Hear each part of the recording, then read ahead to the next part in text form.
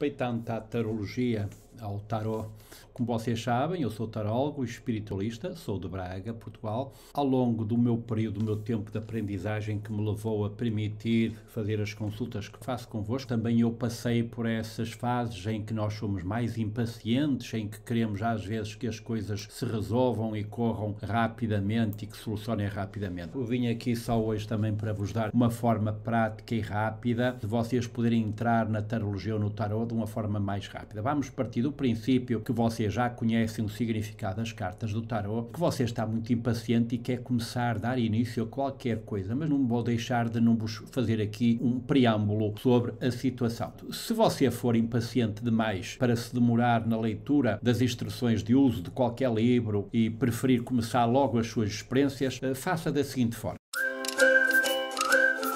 Faça uma pergunta sobre o assunto do seu interesse, se tratar de uma pergunta decisiva, de modo a que possa ser respondido como sim ou não. Em vez disso, não faça a pergunta assim. Em vez disso, pergunte de outro jeito. Pergunte o que acontecerá se você agir ou deixar de agir de determinada maneira. Ou seja, vamos buscar a energia, poderá dar-nos uma indicação tendente ao sim ou ao não. No ponto número 2, eu quero referir-lhes o seguinte: procura a disposição mais apropriada. Ou seja, nós temos que dispor as cartas de formas diversas. Há vários tipos de lançamentos, vários tipos de disposições. Procura aquele que mais se adequa ao caso que você está a implementar. Você já pode ter tido acesso a várias formas de colocar as cartas. Escolhe aquele que lhe parecer menos complicado. Para começar, não tem que ser uma coisa muito sofisticada, muito complicada, mas que seja, que você entenda e, acima de tudo, que você intua em si a compreensão e o entendimento dessa forma de jogo. Está bem? Há aquele jogo dos relacionamentos para perguntas sobre relacionamentos, há o jogo das decisões para perguntas sobre decisões que tem que se tomar, a crucelta, por exemplo, a todos os outros tipos de perguntas que possam ter um desenvolvimento. Agora, não esqueça que o baralho é composto por 78 cartas. Este é o baralho clássico, o baralho do tarot. Espalhe-as em forma de leque sobre a mesa, à sua frente, com a face voltada para baixo. Está bem? Veja de quantas cartas precisa para fazer o jogo, segundo o esquema de disposição que escolheu. Com toda a tranquilidade, repetir com a mão esquerda as cartas de que precisa do leque. Está bem? Com a mão esquerda vai-as retirar, distribuindo-as à sua frente num montinho. Enquanto faz isso, o importante é manter-se relaxado ou relaxada. Está bom? Com toda esta tranquilidade, repetir com a mão esquerda, da mesma forma, as cartas de que precisa do leque, distribuindo-as à sua frente. Sem virar as cartas, vai colocá-las uma por cima da outra, até ter todas as cartas de que precisa. Na ordem em que as escolheu primeiro, a que tiver embaixo do monte, vire uma carta, e depois a outra, por aí adiante, distribuindo-as segundo a sequência de números da tirada, da disposição que você escolheu. O que irá acontecer é que elas irão ficar dispostas na jogada com a cara voltada para cima. Já tem a imagética, já tem a imagem para você poder analisar. Interprete agora cada uma das cartas utilizando as palavras-chave que se encaixam nas cartas. E quais são as palavras-chave? Como eu disse no início, se eventualmente você já tem um conhecimento sobre o significado ou palavras-chave de cada carta e segundo o tema que você está a tratar, você vai traduzi-las nesse sentido. Numa tirada de amor, com certeza que vai ver o que é que aquela carta significa para o amor e por aí adiante. Portanto, agora chegue à interpretação geral juntando os significados isolados das cartas, está bem? Como deve fazer a pergunta? É uma questão que as pessoas se interrogam muito. Quanto à forma, a pergunta pode ser feita em voz alta ou baixa, pode ser repetida várias vezes ou também pode ser escrita. É uma questão de gosto, nenhum método é o melhor do que o outro. O importante é que você saiba exatamente o que perguntou para que depois da pergunta ter sido feita já não há mais necessidade de concentrar-se nela. Assim poderá tirar as cartas com toda a calma e tranquilidade e em seguida interpretar da mesma forma. Quanto ao conteúdo, faça a pergunta de maneira como ela lhe vier à cabeça. Não é a formulação que importa, mas o facto de estar claro que você é aquilo que deseja saber. Também é suficiente perguntar: interessa-me pelo desenvolvimento desta ou daquela situação? Alguns esquemas de disposição que permitem que se deitem as cartas sem que seja feita uma pergunta, os mais adequados são o círculo astrológico, a roda astrológica, a porta e, obviamente, todos os jogos destinados à autoanálise. Não faça perguntas que só possam ser respondidas com sim ou não. Em situações nas quais se requer uma decisão, as cartas podem ser de grande utilidade, embora não exista o poder de decidir por si mesmo. O melhor é perguntar o que acontecerá se eu fizer determinada coisa, ou o que é que acontecerá se deixar de fazê-la. O jogo da decisão lhe mostrará então as consequências que advirão de cada ato, de modo que ficará mais fácil tomar a sua decisão. Não junte vários tipos de assuntos ou de alternativas. É preferível consultar isoladamente as cartas para cada aspecto da vida. Portanto, a pergunta não deve ser feita assim: devo mudar-me para Nova Iorque ou para Paris? É melhor perguntar: devo ou não mudar-me para Nova Iorque? E depois concluir a consulta com outra pergunta: devo ou não mudar-me para Paris? Se em ambos os casos as respostas forem duvidosas, as cartas ainda poderão mostrar uma outra alternativa favorável, como talvez de mudar-se para Lisboa. Se a pergunta fosse formulada da primeira maneira que descrevemos, você apenas teria descoberto que a sua pretensão de se mudar apresentava problemas, não é? Agora, também não convém misturar muitos assuntos na mesma pergunta, como por exemplo: como será a minha viagem de férias? Acaso me apaixonarei por alguém durante a viagem? Em vez disso, use o esquema da cruz celta para saber como será a sua viagem de férias e o esquema ou o caminho para descobrir o que terá de fazer para tornar a se apaixonar por alguém. E, portanto, é tudo isto, é desta forma que o tarot deve ser interpretado e conduzido. Espero que tenham gostado destes sketches. O meu muito obrigado. Olá, meus amigos, vamos falar um pouco e ver se nos entendemos e se vocês compreendem e entendem a tarologia, o tarot. O tarot é algo de místico. Para mim, eu vou-lhes dizer o meu significado. Algo de místico em que nós intuímos naquelas 78 cartas energias nossas. E como é que essas energias nos chegam? Não sabemos muito bem, não queremos justificar, afirmar terminantemente que tem esta forma de chegar ou aquela ou aquela outra, mas que eu acredito pela experiência que eu tenho. Temos guias superiores que no passado, em vidas passadas, estiveram ligados à área, que aprimoraram conhecimentos dentro e conceitos dentro da área, que eventualmente podem aproximar-se de nós para nos ajudar nesse tipo de interpretações. As energias chegam, assim como você eventualmente às vezes tem a percepção de qualquer coisa, lhe vem ao pensamento qualquer coisa, às vezes estas informações não vêm só de si, nem aconteceram por acaso. Nós temos uma conexão energética com o universo. No universo estão o mundo espiritual todo dos bons e dos menos bons, mas estão outros dos artistas, dos artífices, dos especialistas, daqueles altos conhecimentos. Está lá tudo. E eles têm necessidade que nós evoluamos, que nós cresçamos. E então eles aparecem dentro daquilo que cada um é especialista, cada um foi especialista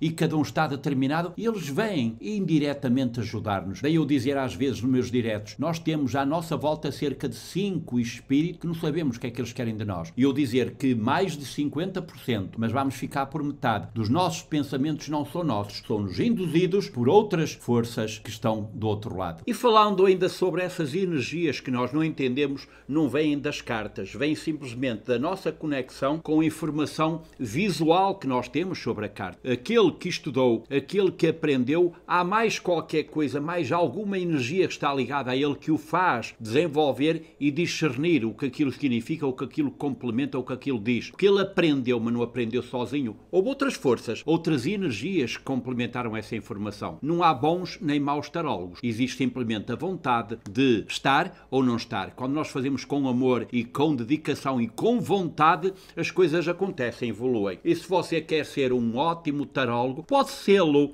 Só pode ser quem tiver mediunidade, quem tiver o dom. Treta. Qualquer pessoa, qualquer ser que está nesta vida, que é vivo, pode exercer a tarologia, desde que tenha vontade, inclinação e gosto para a situação. Sou eu que vos afirmo, e fixem isto que eu lhes estou a transmitir.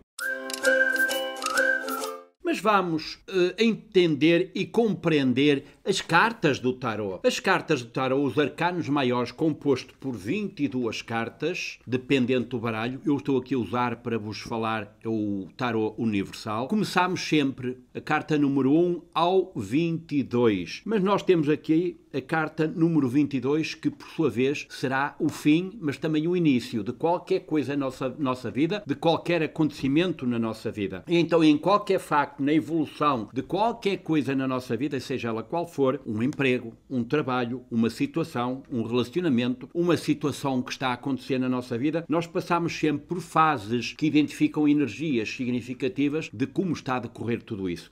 E o início sempre de qualquer coisa é aquele, o desconhecimento, a ignorância, o não saber o que é, o não compreender o porquê, o não perceber, mas um querer ir, mas não saber para onde. Mas eu vou ou não vou? Há que tomar uma decisão, há de ir, dê para o que der, aconteça o que acontecer. Nem nos prevenimos, nem nos acautelamos e vamos à deriva por aí adiante. É a carta do louco. A carta do louco, a carta número 0, quem lhe chama a carta número 22. O louco, como vocês veem, uma figura desinibida, descontraída, a própria imagética da carta nos diz um pouco e fala-nos um pouco do que ela é. E o que vemos aqui? Alguém com um pau, com um cajado, com mochila às costas, que vai ou para buscar qualquer coisa, não sabe o que é. Até está ali à beira de um precipício, mas vai com a cabeça no ar. Tem o sol, a luz a iluminá-lo, mas há um cãozinho que vai ao lado, a querer morder-lhe na perna, como que a dizer-lhe, cuidado, tu vais totalmente distraído, vais sem rei nem roque, não sabes o que queres, não sabes para onde vais. E está a morder-lhe na perna, como que diz, cuidado, olha para o chão. Vê o chão que pisas, vê o caminho que pisas, porque tu não sabes o que estás a fazer. E podes cair num precipício e depois ter que te levantar. É a chamada de atenção. É a carta do louco que nos fala da ignorância, do desprendimento, daquela pessoa que vai descontraída, desinibida, despreocupada, não se entrega de todas as coisas, não valoriza as coisas.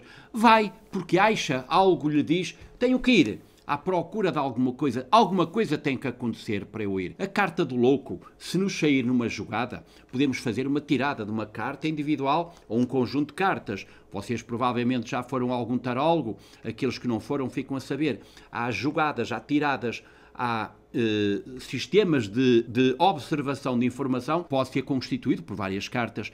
Mas aqui vamos trabalhar só com uma. Se nós fizéssemos uma pergunta sobre a questão sentimental, vamos perguntar: o que é que fulano tem de sentimento para comigo? Que predisposição ou vontade ele tem para uma relação comigo? É aquela figura desprendida, desinibida, desinteressada, despreocupada. Ele vai, até gosta, é uma pessoa divertida, desprendida da vida, que até quer gozar e viver a vida. Não é uma pessoa para se prender, é uma pessoa que passa por ali e vai e segue o seu caminho. Se você perguntar assim, será uma relação sólida em termos futuros? Claro que não é. O louco não nos traz uma relação sólida. Traz-nos sim, simplesmente um estado de espírito desprendido, despreocupado, desinteressado. Está ali para reinar, para viver o momento, para viver a vida. Não se quer preso, quer-se solto. Está a ver o que é que ele leva? Um farnel às costas, um cãozinho atrás dele e vai ele por aí adiante, percorrer caminho, desbravar, conhecer novas aventuras, escolher o melhor que vier, mas ainda não está numa fase de escolha, está numa fase de ir. O que der deu, o que acontecer aconteceu. Não vai acontecer nada sério numa relação sentimental. No trabalho, ele vai se entregar ao trabalho? Não. Ele está ali por estar, está ali a ver se funciona, a experimentar, a ver se gosta ou não gosta, não sabe o que vai acontecer, sabe que precisava de trabalhar, precisava de ganhar dinheiro, tinha que estar ali, mas não está com muito interesse, com muita dedicação no trabalho. Até está ali, foi, agora estou aqui, está observador, está a aprender, observar, a olhar em volta dele. É o primeiro contacto, por exemplo, com um emprego, com um trabalho, em que a pessoa, de certa forma, não tem aquela confiança plena, aquela certeza completa de que vai ficar naquele trabalho. E em termos espirituais? Em termos espirituais é uma figura descrente, desacreditada, ainda não tomou consciência de que existe um pagamento a surgir ou a aparecer pelas nossas atitudes, pelas nossas formas de estar. É a carta do louco, aquela figura desprendida, desinteressada, despreocupada. Quando ela nos sai numa jogada, não mostra maldade, mostra a simplicidade, a infantilidade, o desprendimento, tudo o que diz respeito àquela criança. Começa a caminhar, começa a andar, começa a gatinhar e que às vezes põe-se em pé, puxa uma toalha e cai a loiça toda ao chão. Não sabe para onde vai, tudo se lhe perdoa, mas ela está a aprender. Ela verificou as consequências das atitudes, dos pensamentos e ela vai ter que aprender mais, de refletir e parar. É isto. Faz parte do caminho, o início do caminho, em que a pessoa vai aprender e vai começar a tomar conhecimento de algumas coisas e vai parar para refletir e vai pôr à prova tudo aquilo que ela quer, mas com mais atitude. Uma é o querer, e o querer faz falta, mas também faz falta o saber como fazer. Ainda falando sobre a carta do louco, alguns autores, aliás, apesar de eu lhes falar que é uma figura que, de certa forma, tem como palavra-chave desinteresse e responsabilidade, entendido. Alguns autores interpretam que ela é a última carta do baralho, os arcanos maiores, a carta número 22. Há quem lhe chama a carta número 0. Ela vem marcada com o número 0, como estão a ver aqui no topo superior direito. Portanto, neste baralho. E diz ela assim sobre o louco: este é o 22º arcano maior que traz a inquietação e quer modificar aquilo que estagnou. No louco, tudo é leve e solto, tanto que em alguns tarôs esta carta não tem a numeração ou é o 0, escapando da série dos arcanos maiores. Consideram-lhe também o arcano neutro. O desenho da carta mostra um jovem que está à beira de um abismo. Se der mais um passo, cai. Ele não olha para onde vai, admira uma borboleta, distraindo, nem percebe que o cão que lhe morde o calcanhar tentando avisá-lo. Este arcano simboliza o desligamento da matéria, uma história de ser vivida e ir embora deixando tudo para trás. Numa interpretação objetiva e prática, o louco significa o abandono, ou a busca, a irresponsabilidade. Um marido que sai de casa, um filho que desaparece, ou alguém que larga o trabalho, ou qualquer outra coisa num impulso irreprimível. Numa interpretação subjetiva, o louco é o anseio da alma, uma busca que foi sufocada durante muito tempo, um desejo que de repente extravasa. Na caminhada espiritual, este arcano representa um momento em que a jornada pode ser retomada, pois a busca interior volta a pressionar. A nova caminhada será feita num nível diferente da anterior, revolucionando os sistemas. Ok, gente, e nesta aula vamos falar da figura do mago. É uma figura que vocês veem aqui, uma mesa com vários elementos sobre essa mesa. Parece que domina tudo. Tem a habilidade e os elementos que aqui estão. Temos uma espada, um cálice, um pentagrama e temos outro objeto também. Ora bem, isto mostra também aqui um sinal do infinito sobre a cabeça e uma vara apontada para o céu, para o ar e uma mão para o chão. Até parece que ele está a canalizar, está a fazer magia, canalizar a energia que vem do universo e que vem direcionada cá para a Terra. Ele parece estar a pedir ajuda. É uma figura bastante intensa em termos espirituais. Ele tem a capacidade, a possibilidade do tudo, do todo e a capacidade de fazer um pouco de tudo. Intitulada como a figura da iniciativa, das possibilidades e da vontade, o mago mostra-nos aqui que há a determinação, a vontade de fazer, a vontade de concretizar e a vontade de levar em frente. Ele tem um múltiplo conhecimento. Ele já adquiriu, já aprendeu com as cabeçadas que deu na vida quando era louco, aprendeu que já sabe fazer alguma coisa, já está convencido que sabe fazer de tudo